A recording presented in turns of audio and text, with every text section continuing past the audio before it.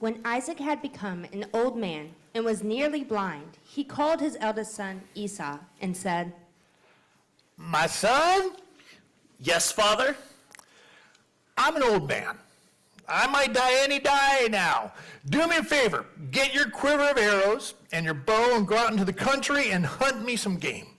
Then fix me a hearty meal, the kind you know I like, and bring it to me to eat so I can give you my personal blessing. Rebekah was eavesdropping as Isaac spoke to his son Esau. As soon as Esau had gone off to the country to hunt game for his father, Rebekah spoke to her son Jacob.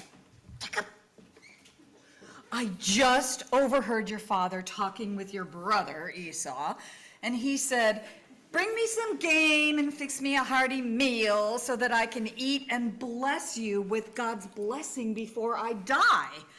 Now, my son, listen to me and do what I tell you. Go to the flock and get me 2 young goats. Pick the best. I'll prepare them into a hearty meal, the kind that your father loves. And then you'll take it to your father. He'll eat it and bless you before he dies. You have Mother, any thoughts? Yeah, about this plan. My brother Esau, he's a hairy dude, and I've got this nice smooth skin. What if Father reaches out and touches me? He's gonna know something's up. He's gonna know I'm playing games with him. I'm gonna end up with a curse, not a blessing. Well, if it comes to that, I'll just take the curse on myself. Now, just do what I say. Go get the goats. So he went and got them and brought them to his mother. And she cooked a hearty meal, the kind his father loved so much.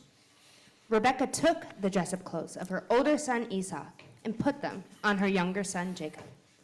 She took the goat skins and covered his hands, and then smoothed the nape of his neck. Then she placed the hearty meal she had fixed, and fresh bread she baked into the hands of her son Jacob. He went to his father. My father. Yes? Which son are you? I'm your firstborn.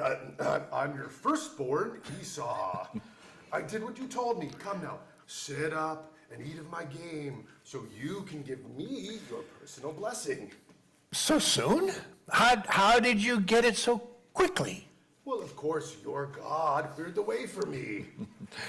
Come here, son. Come close. Let me touch you. Are you really my son, Esau? Jacob moved close to his father Isaac. Isaac felt him and said, The voice is Jacob's, but the hands are the hands of Esau. He didn't recognize him because his hands were hairy, like his brother Esau's. But as he was about to bless him, he pressed him. You're sure? You're sure you're Esau? Why, yes, I am, of course. Well, bring me some food so I can eat my son's game and give you the personal blessing. Jacob brought it to him, and he ate. He also brought him wine, and he drank. Come close, my son, and kiss me. He came close and kissed him, and Isaac smelled the smell of his clothes. Finally, he blessed him. The smell is the smell of my son. It's the smell of the open country that God blessed. May God give you heaven's dew and earth's bounty of grain and wine. May people serve you and nations honor you. You will master your brothers, and your mother's sons will honor you. Those who curse you will be cursed, and those who bless you will be blessed. And then, right after Isaac had blessed Jacob, and Jacob had left, Esau showed up from the hunt. He also had prepared a hearty meal. He came to his father and said, Let my father get up and eat of his son's game, that he may give me his personal blessing. Then who are you? I'm your son, your firstborn, Esau. Isaac started to tremble, shaking violently. Then who wanted game and brought it to me? I just finished the meal now before you walked in, and I blessed him. He's blessed for good. Esau, hearing his father's words, sobbed violently and most bitterly, and cried to his father. My father, can't you also bless me? Your brother came here falsely and took your blessing. Not for nothing was he named Jacob the heel. Twice now he's tricked me. First he took my birthright, and now he's taken my blessing. Haven't you kept back any blessing for me? I made him your master. And all his brothers are now his servants, and I lavish grain and wine on him. I've given it all away. What's left for you, my son? But you don't just have one blessing for me, Father? Bless me, my father, bless me. Esau sobbed inconsolably. Nope. You'll live far from earth's bounty, remote from heaven's dew. You'll live by the sword, hand to mouth, and you'll serve your brother. But when you can't take it anymore, you'll break loose. You'll run free. Esau seethed in anger against Jacob because of the blessing his father had given him. He brooded. The time for mourning my father's death is close, and then I'll kill my brother Jacob. Genesis 27:141.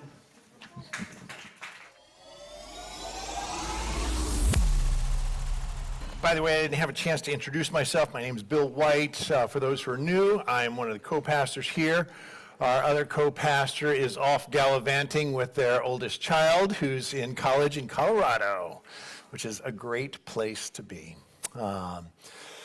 So this passage that we're looking at in this series, ultimately, we're going to talk today about friendship. And we're going to talk about family friendships.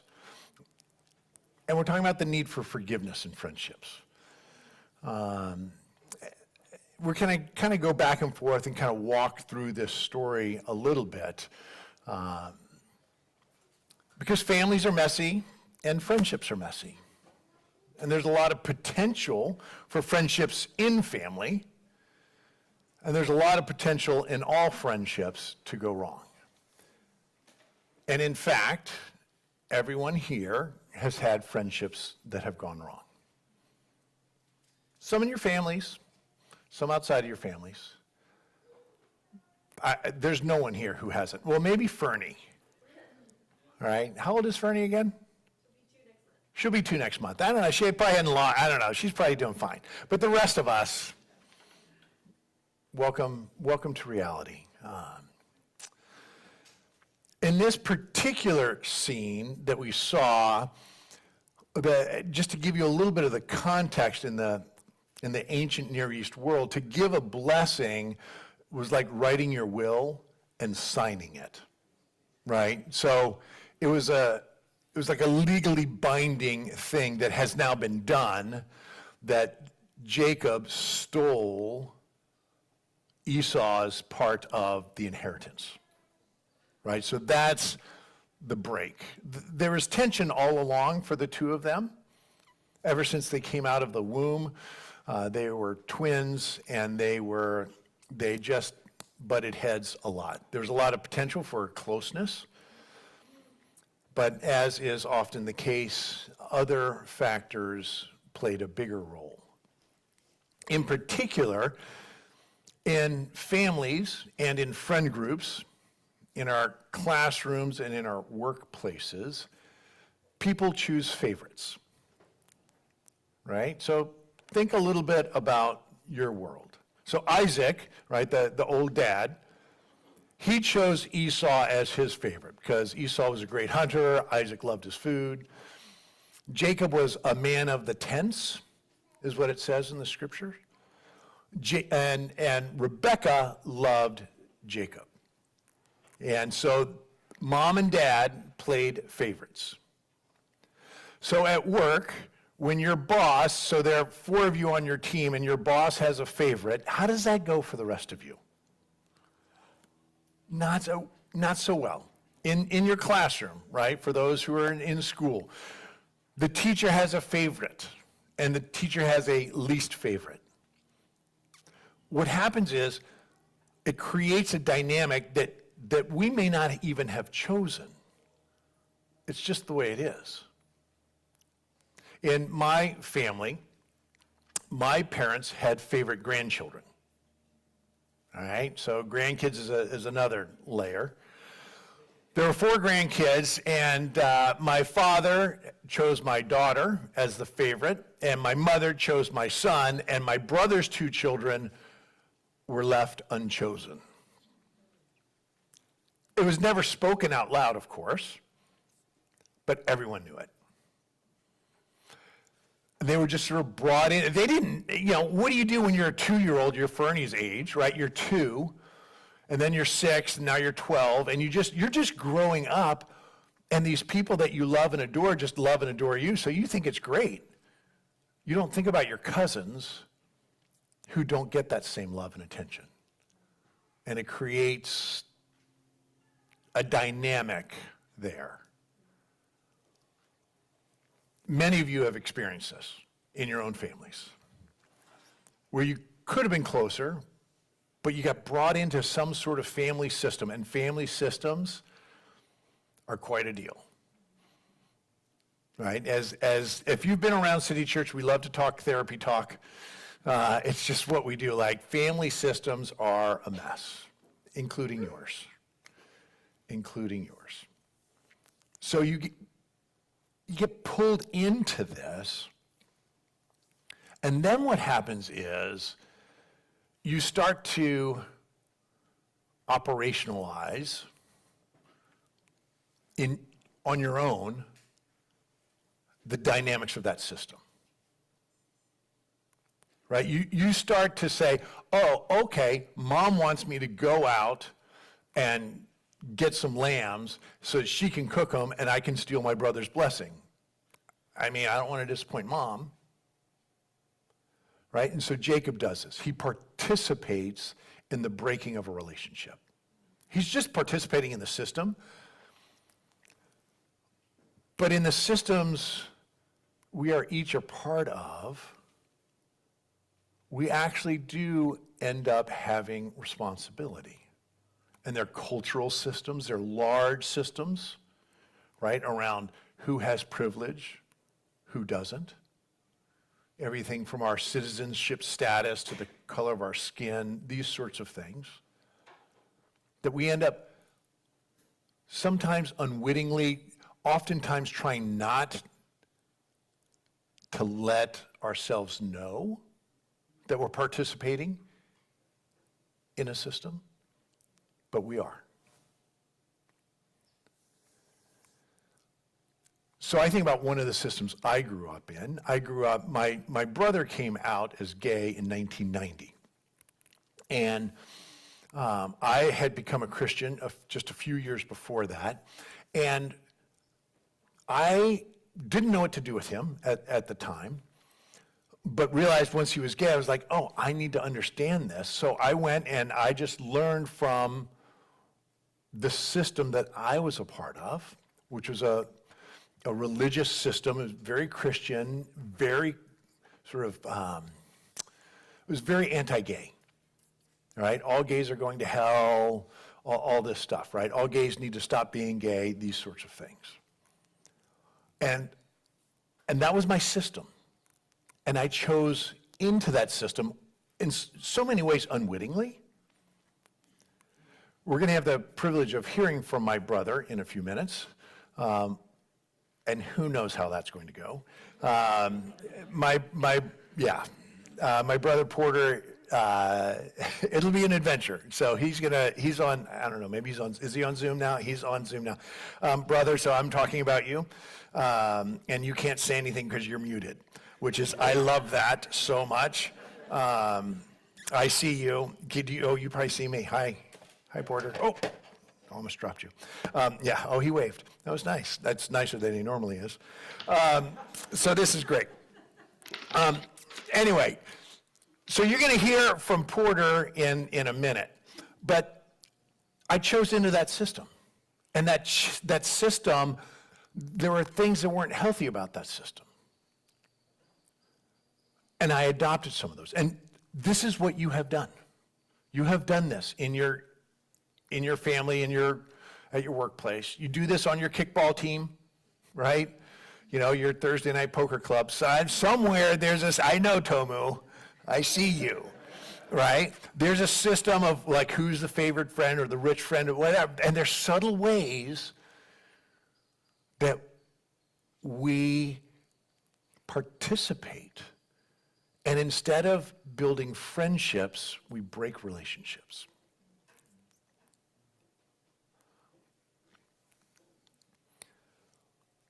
So for Jacob and Esau, so when I told my brother, I said, hey, I'm going to be talking about Jacob and Esau and a little bit of sibling rivalry, and I thought we would really benefit from your insights. I can't believe I said this. It wasn't my idea. It was Brenda Rubio's idea, my co-pastor.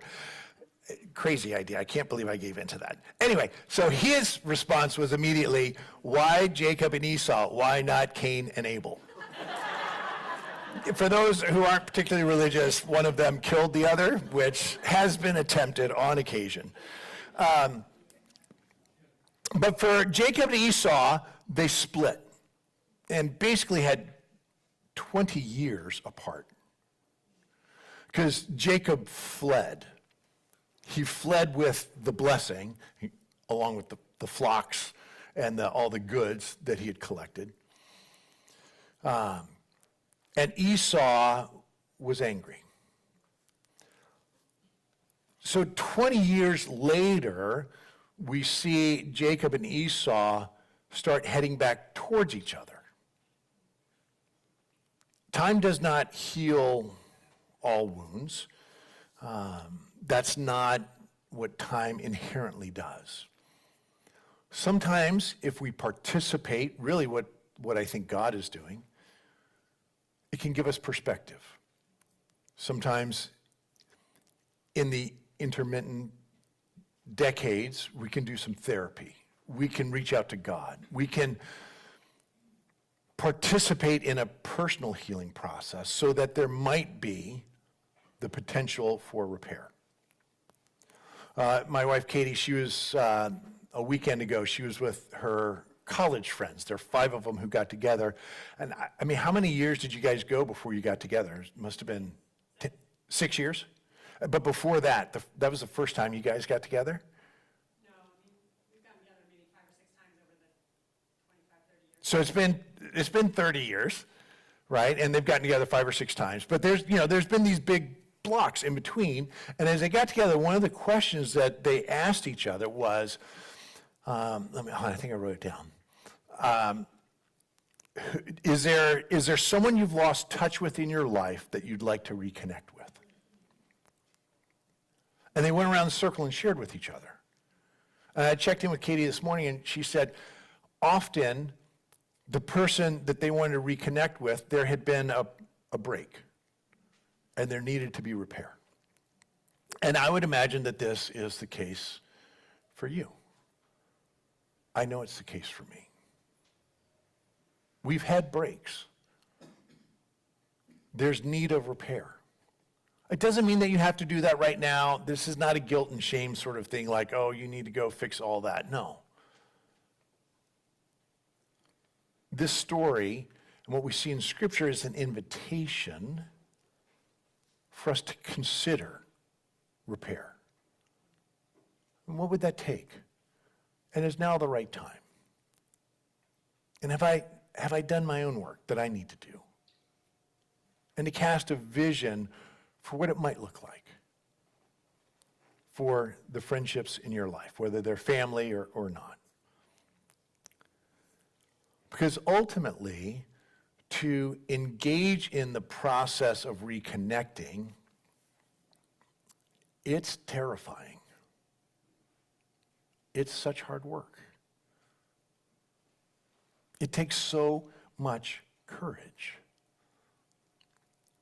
Jacob, later in his life, decides to go back and try to reconcile with his brother Esau.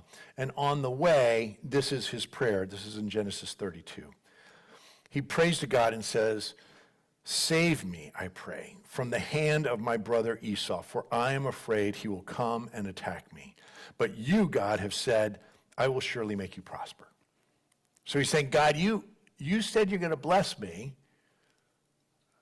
Don't let him kill me, because that wouldn't line up with what you said, right? Like, come on. But he's so scared. And so what he does is he tries to protect himself.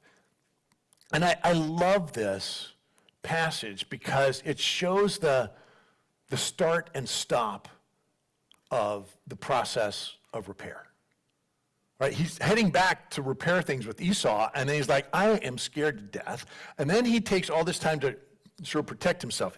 So he's got these flocks and these herds, and he's got a couple of wives and a bunch of kids, and he sends like the cheapest animals first. He's like, maybe he'll just slaughter all of them or take them. That's fine, no big deal. And he's like, no, I'm going to send the other animals, like the good stuff, right? And then I'm going to send the wife I don't like as much and her kids and send them forward, and maybe like they'll say nice things about me. And he's like, okay, finally I'm going to send my favorite wife and send her and those kids, and like maybe they'll be.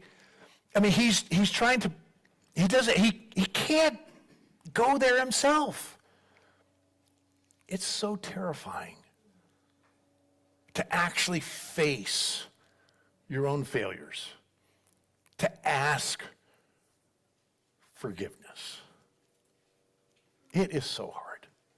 And yet he's doing it, and I want to give him full credit for doing it. And yet he's trying to protect himself along the way. At the end, he does go. He crosses the river and he goes. And I just want to suggest that for you, it's the same way. It's a start and stop process. You're not going to get it right. If you wait to try to get it all right, you will wait until you're dead. But it's worth it. Even to do it poorly. It's worth to reconcile, to regain a friend, to reconnect his family.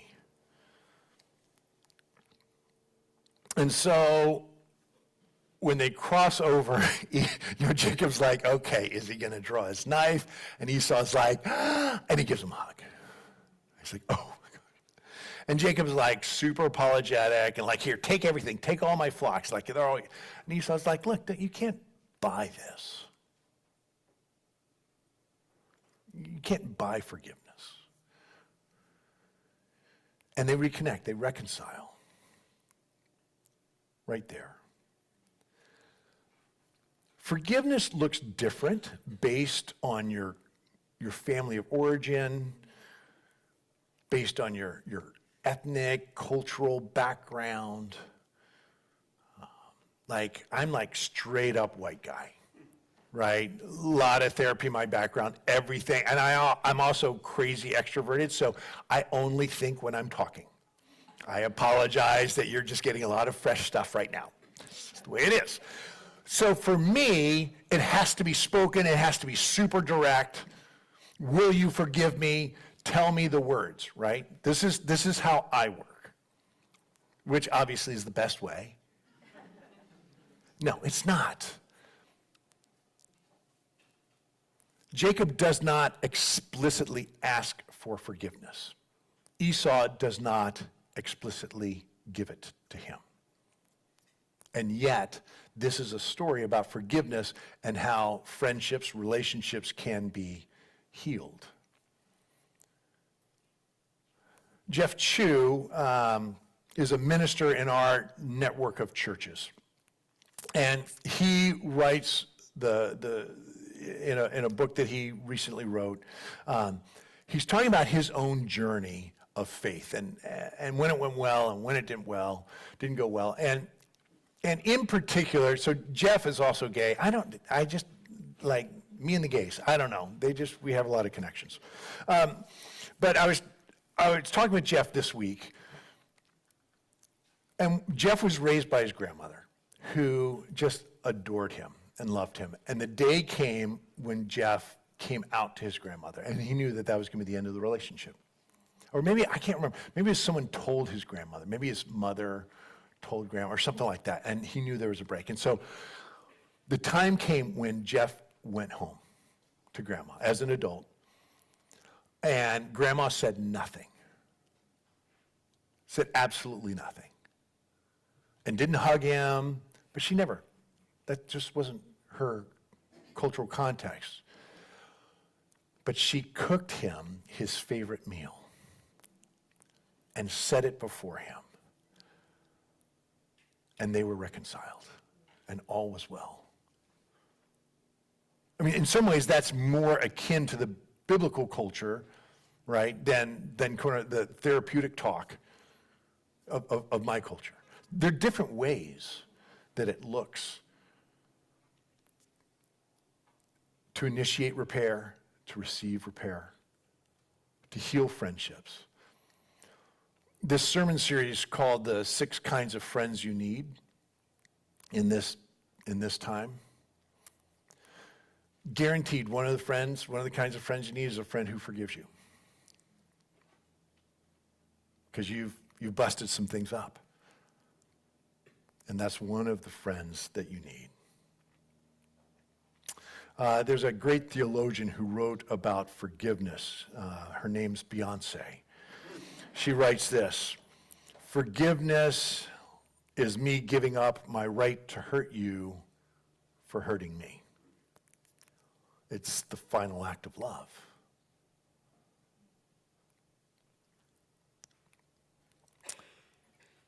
And it feels like a miracle. Like you can't believe, like that actually happened. Like we're actually reconnected. Not that everything's perfect. Jacob and Esau don't become sort of besties forever. They live in separate parts of the area where Jacob moves back. They're in relationship, but it's, they're not sharing a tent. But there's the line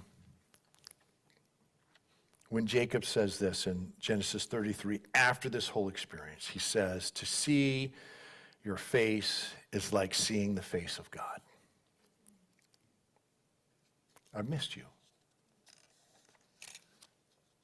I love you. This is miraculous that we're here together. It's miraculous.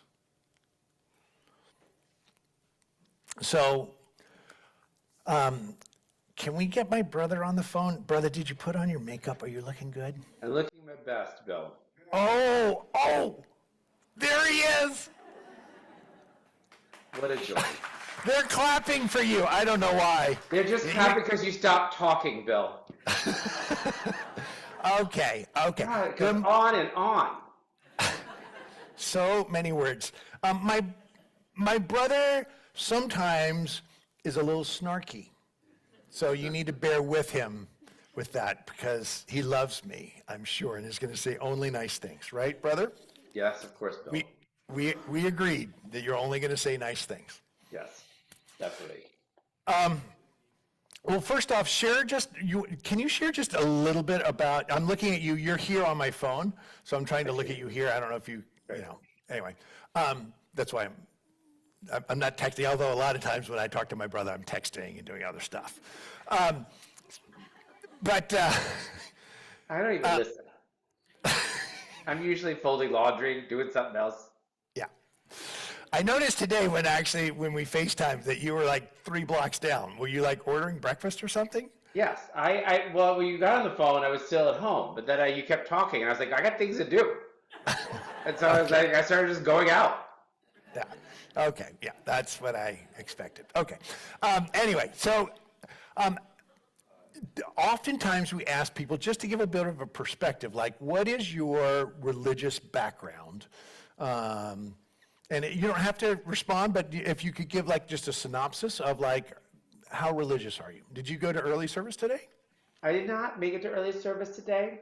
If you don't go to early service, you're going to hell. So you just might as well skip it.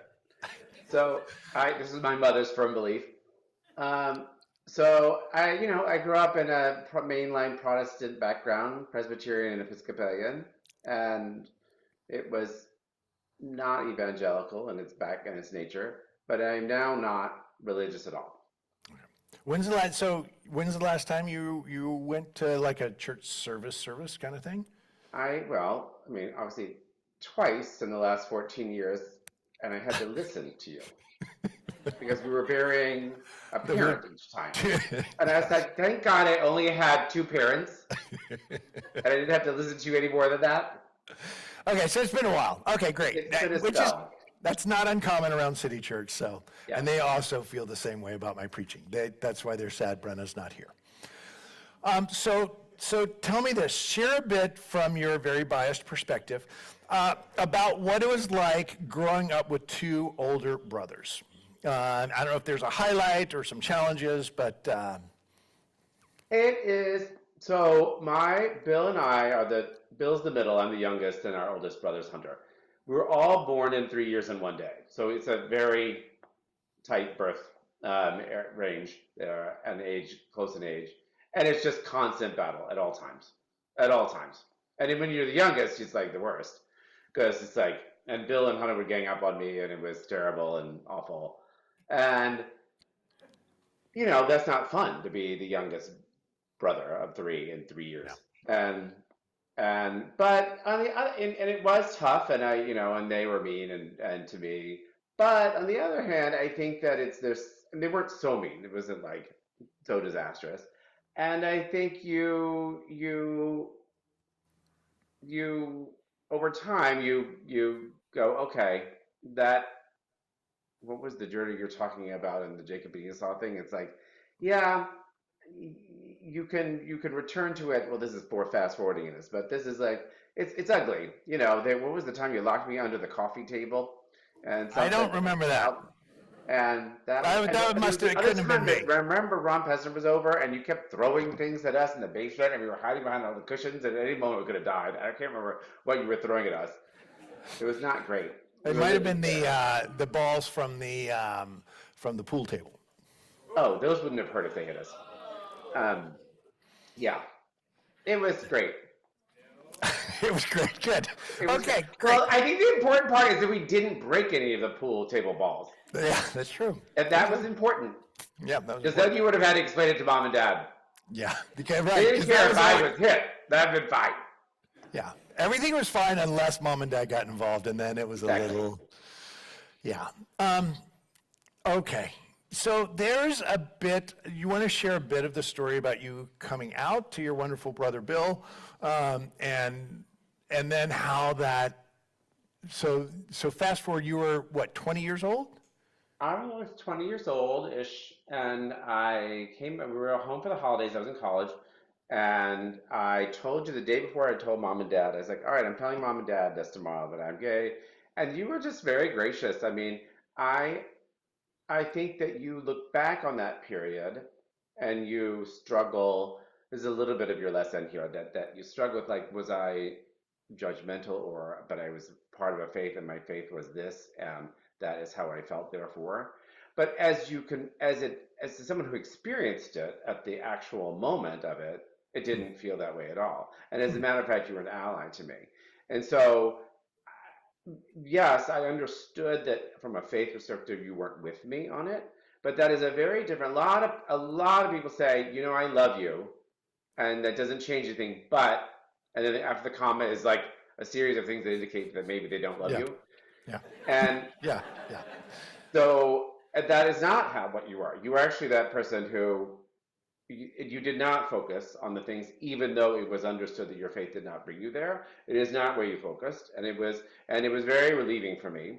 And did you expect that? I mean, yeah. And you did. You expected that I was going to receive it?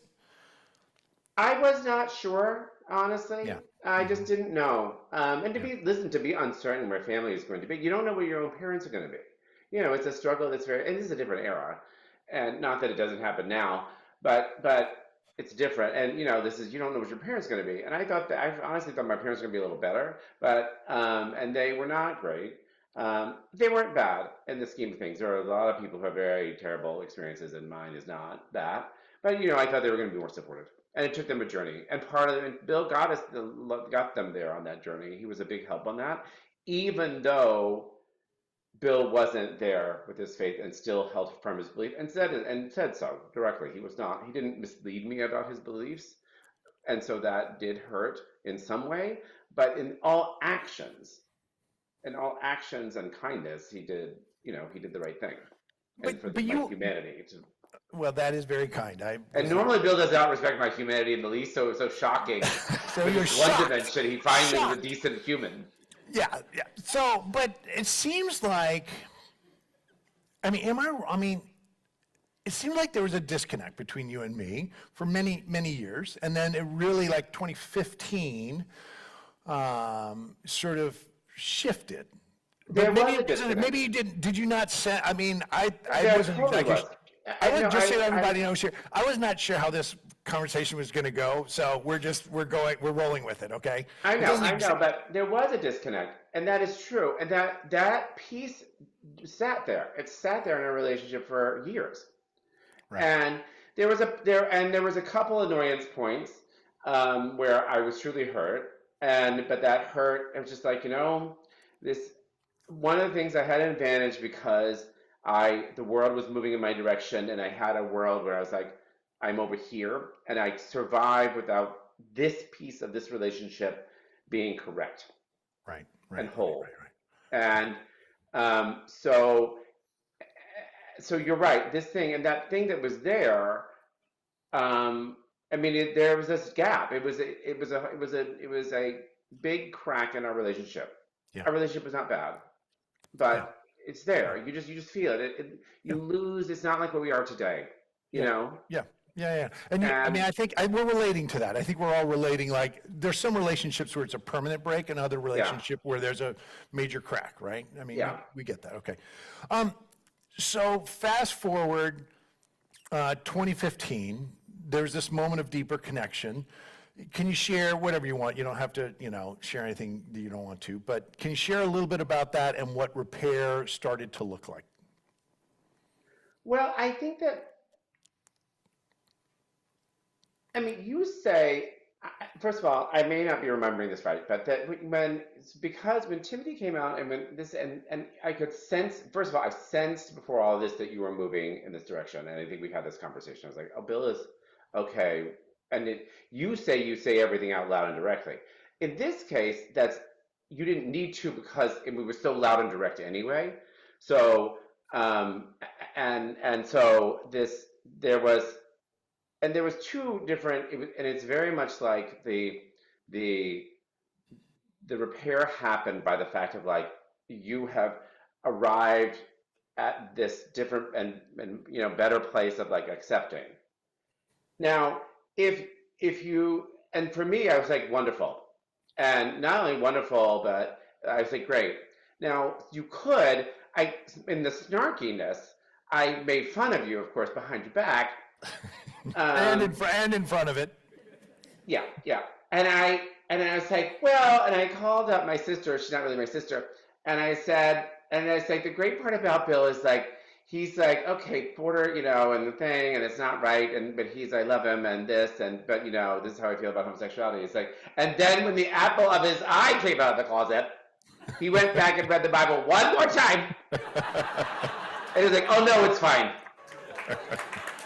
Well, Now, I actually think loved my son, and it was either, you weren't enough.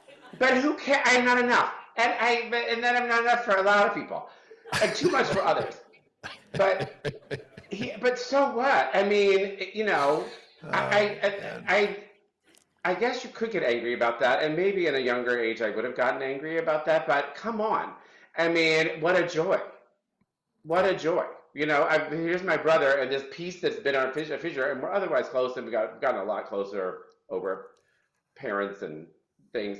But this fissure is solved, and he's arrived. I thought he was going to arrive there. I just had faith, and a person who was not of faith, but I just had a faith. I was like, we're going to arrive there, and he did. And I was like, I'm never going to miss an opportunity to take snark out at my brother. So you're not going to miss that. But yeah, there was joy, and it was like not Cain and Abel, the other two. And when you come back, and he's like, this is fine. You don't need to do this. I got it. It turns out you then have become this person who's a champion that I have such respect for you, because you fight for me, and I don't. I do fight for me, but I'm exhausted, and so thank God they have your endless energy. But it's but you're there, and so they didn't need. I might be remembering this wrong. You may think that you were much more deliberate. By the way, I made the decision. This is where I am, and this is the thing. And I'm sorry that maybe you did, but I was already there. You already said it. I mean, you said Right. it. Yeah, You that's said what I it was going to months ask. before in Was everything you there, were doing and how explicit it was. was there a moment when in your heart you actually forgave me? Or was it more just sort of like Jacob and Esau? It's like, well, there was a big hug and there was an offer of like a really good dinner or something like that, and that was enough. You know, I just, yes, but it was instantaneous because I believed. Yeah. I believed you were going to be there. And yes, I was angry and annoyed, and it still bothered me that this is what we are, but you still think even if I do everything the same way you do, that I go one way and you go the other. And that upset me. But I believe so. The second it happened, I didn't need to work on it. God, I make myself sound good. I mean, I don't really, but I really No, wasn't that trust good me, of a we don't person. believe that you're No, that great. I'm not that No. good of a person, and I'm very No. spiteful. Yeah, But that's on true. this one, on this narrow piece, I was like, great. Yeah, yeah. So I want to close with this and want to say, brother, even though you're a tiny little square on my phone, to see your face is to see the face of God. Oh God, I didn't. The eyes are bloodshot in the bags. And I will never say Can another God do nice thing. something about the bags? I'm never going to say another nice thing to you. What but about these the people- bags? Yeah. And the well, gray hair? Yeah, all that. And you have been very kind that you would share this moment. I know you absolutely dread this kind of stuff, but thank you. Well, this is my third time going to church in 14 years, 13 years. So really, and every time I have to see you. Is there anyone else who preaches in this country?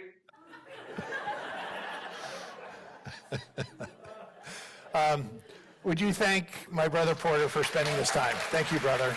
Thank you. Love you, brother. Love you, brother. All right. Bye. Okay. Oh my gosh. Well, that went away. I mean, with Porter, you're just never quite sure where that's going to go. So, what a gift that he gave me and us. But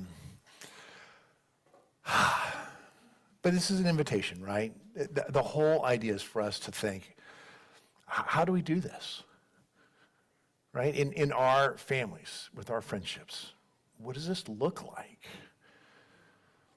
And for me, I'm supposed to be like the moral good person, the pastor guy, right? I'm the one who needs forgiveness, right? I'm the one who broke relationship.